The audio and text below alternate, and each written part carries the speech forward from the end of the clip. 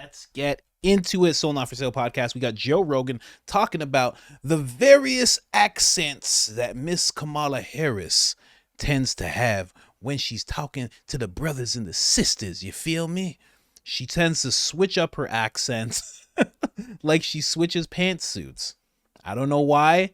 You know, maybe it makes her feel more comfortable. Maybe she thinks she's making them feel more comfortable. I don't really understand it, but she does it quite a bit. They're going to be talking about that in the clip, and then I'm going to go through a whole bunch of her switching up accents. Let's get into it.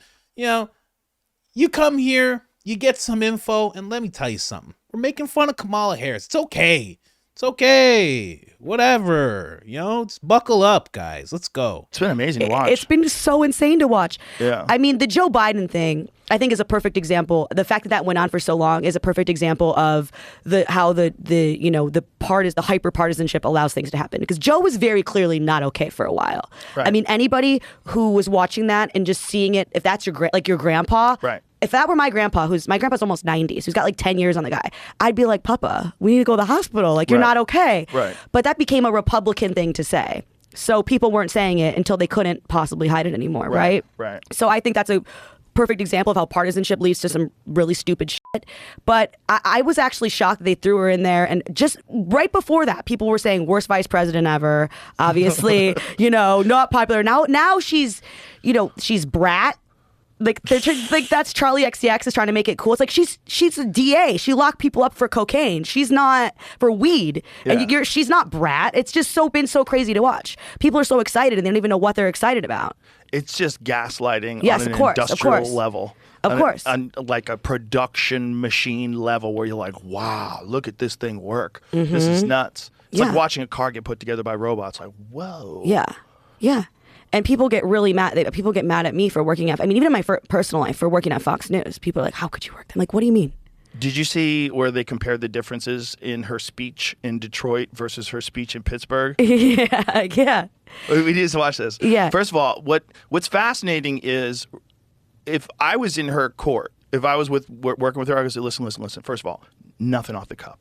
Ever. Yeah. Nothing off the cuff ever. No interviews. Ever. Speeches. Just speeches. Teleprompter only. We're busy. Yeah. We're busy trying to fix the world. We don't have time for interviews. Yeah. I'd say no interviews. Because interviews are when things go sideways.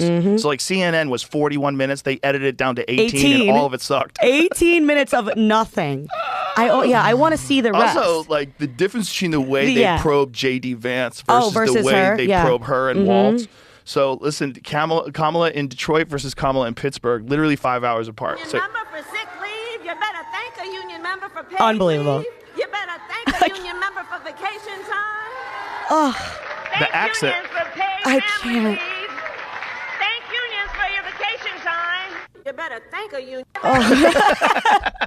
it's so It's pandering. embarrassing, too. It would be one thing if she did that all the time. Right, of course. She's got, the ability to talk like that if she enjoys it. Sure. She wants to talk a little shit.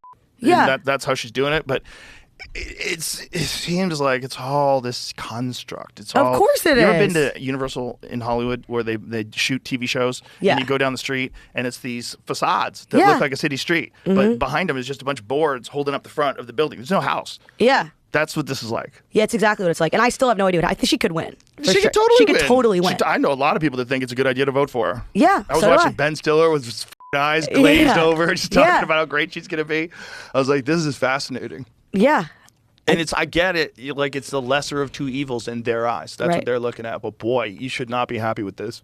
Nothing about you should be excited about what they've done to you, because they've tricked you into talking about something in a very positive way that you just recently didn't talk about in a positive way. And there was nothing that happened that changed that person. It was nothing that she did. She hadn't even spoken at all for several days. And people are like, Kamala. I mean, the cover of the Time magazine without an interview is crazy.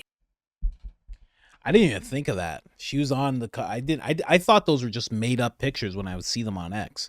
But if she actually got the cover without talking, that's amazing. That's absolutely amazing. And the weird thing is, anybody who sees it, I'm going to move on to the clips right now, but anybody who sees it, they're just kind of like, yeah, because, they put the people, yeah, she's, vice president. Of course she's on it. Because, I don't know. And they just don't think about it. They're just like in this weird slumberland where like, yeah, they put people on. And she's one of people. Come on. It's fine. It's fine. There's nothing wrong. It's crazy. Let's get into the various accents of Kamala Harris. She's like a Will Ferrell character. She should have been an Anchorman. She'd be so good in an Anchorman movie. It's the Bennetts. Hello, Madam Vice President. Hello, Senator Bennett. Thank you very much. You're welcome. It's the Bennetts. That guy's probably like, man, what the why is she here all the time?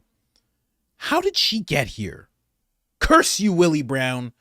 Oh, there's probably so many guys who are in the Senate and the government who are like, that Willie Brown has never been a good man a day in his life. Look what he's done to us. Honestly, none of us should be happy about Willie Brown. I'm just saying. Let's move on to the next one. And obviously she was just kidding around in that clip, but still. Everywhere I go, I tell people, you may not be a union member, but you better thank unions for that 5-day work week. Everywhere I go, I tell people, look, you may not be a union member, you better thank a union member for the 5-day work week. Thank unions for sick leave. You better thank a union member for sick. I like this one even better. This is like real. This is like in the fields black. This one. She's going real hard on this. You know, the one thing about all of us is we like hard work. Hard work is good work. Hard work is good work. The thing that we like about hard work is we have fun doing hard work. Thank you to the sisters and brothers of UAW for all you are and all we will do over these next 89 days. God bless you. God bless you. God bless you.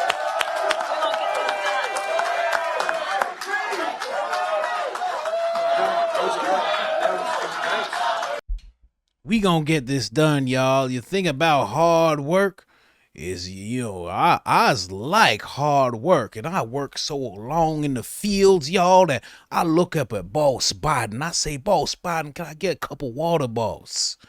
And he look at me, he say, go ahead, get you a cup of water. I mean, that's just the lovely thing about hard work. Absolutely amazing. While she's not doing hard work as well. That's the best part. She's not doing anything hard. And she's just talking to them who have to work their fingers to the bone. She's like, we like hard work, don't we, y'all? Oh my God. You know, when she's gonna stop in Texas one day, she's gonna have a huge belt buckle, just a big belt buckle, and she's gonna be like, let me tell y'all something my daddy used to tell me. He look at me and say, Kamala, come over here. Let me tell you about hard work, young lady. Oh, and he'd look at me and he'd point off into the field where the cattle were. And he'd say, we gonna wrangle them cattle. I'd say, Daddy, let's go. And we'd hop on our horses. We'd hop on our horses and go and wrangle them cattle. She goes to Philly. She's like, oh, what's up, playboys? Playboys and playettes. What's good with y'all? Hey, I just gotta tell y'all a little something about reproductive rights, y'all. Reproductive rights, bro. Let's get into it a little bit. You know what I'm talking about? Yeah, let me tell you something, what I got ready for y'all. Whether it's 2 months or it's 8 months, I'm gonna let you just... It's ridiculous. She goes down to New York. She's like, hey, you know who's got balls? Yous guys got balls, am I right? Huh? Hey, let me tell y'all something about hard work over here. I was with my Uncle Vinny the other day. I'm talking with my Uncle Vinny. I say, hey, this is hard work. Uncle Vinny look at me and say, hey, you know what they're doing in Sicily right now? Oh, they're building houses by hand with the mortar and the bricks and everything. It's exactly. And then we go and get a pizza. Me and my Uncle Vinny, we go get a pizza. We see Frankie. We say, Frankie, what's going on with you, Frankie? Frankie's talking about he was with this broad. And let me tell you about this broad he was with. I like that Kamala. That Kamala's okay. And then I'm like, hey, Trump, who are you talking to? Trump look at me, say, I'm talking to you. I didn't know you were black. I thought you was Indian. I say, I'm Italian 100%. Who the hell you talking to? I like that Kamala a lot. Let's get into this next clip. Suppression. The accent is back. Stacey Abrams would be the governor of Georgia. Andrew Gillum is the governor of Florida. First, we saw her develop the magical accent when she was down south. I'm gonna get into some business now. Okay. And now it's back. You all helped us win in 2020, and we're gonna do it again in 2024. We gonna beat him in November. Well, what are you gonna do about it? We all know you don't talk like that. You've been vice president for 4 years. He does not walk it like he talks it. She doesn't talk like this. When we get this done together, my friend. I know how to talk to you. I mean, come on. Do I see people testifying? Can I get a witness? And they know. Yeah. We all know she's just a big walking bag of artifice. You think you just fell out of a coconut tree? Oh, no.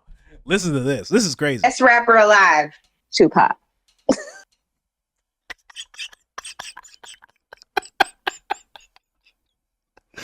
That doesn't have anything to do with accents. But the fact, so it's like best rapper alive, Tupac.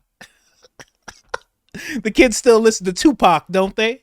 I love that Tupac song that he sang the other day. I mean, I was at a Tupac concert not too long ago, just a few weeks ago, actually. And he looked at me, Miss Harris, Tupac Shakur is dead. Oh my God, it must have just happened a day ago. I gotta go send a message to my brothers and sisters. You know how insulting that is? Oh my God, I love it. I love it though, man. She is just as big of a fraud as Biden is.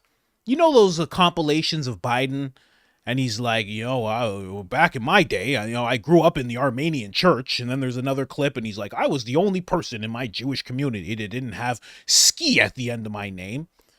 And then he's like, I grew up in a place where I was the only one that didn't have an O at the end of my name. And it's like, bro, where did you grow up?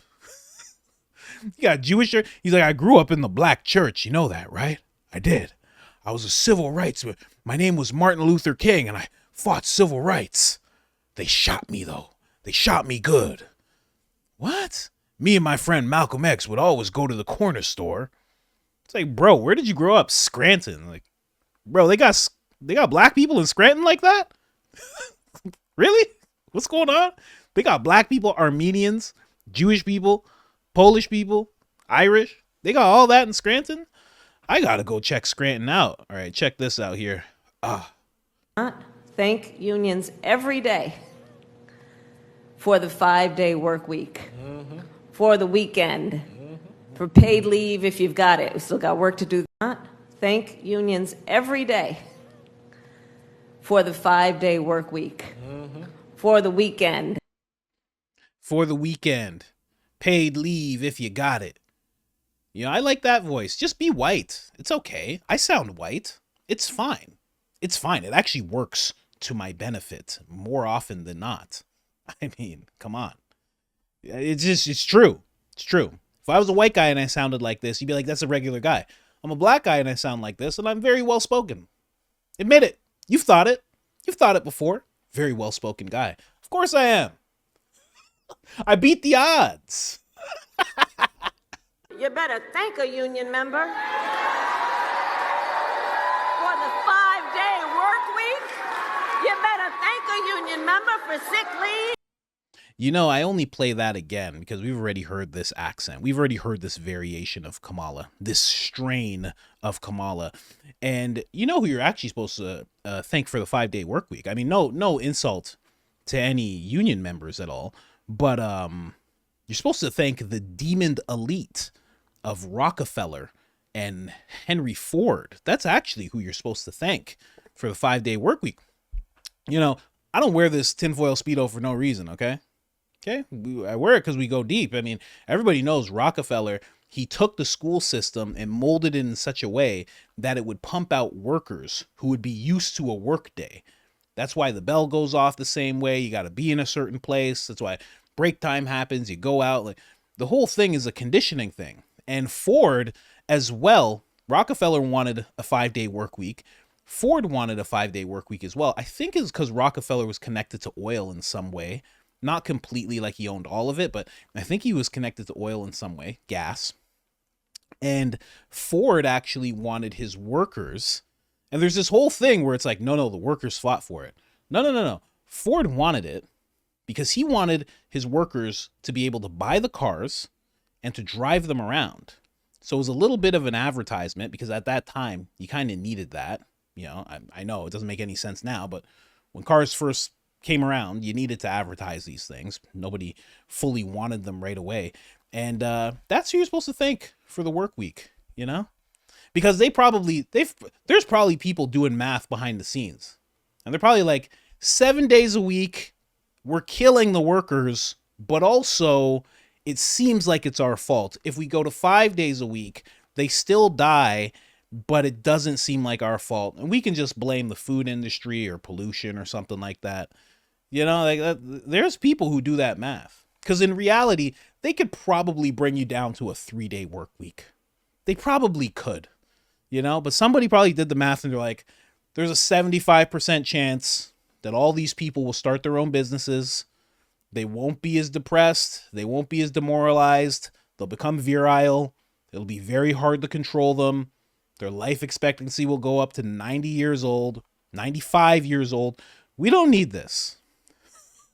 It's probably somebody like 95. No. What happens when we go to a 5-day work week?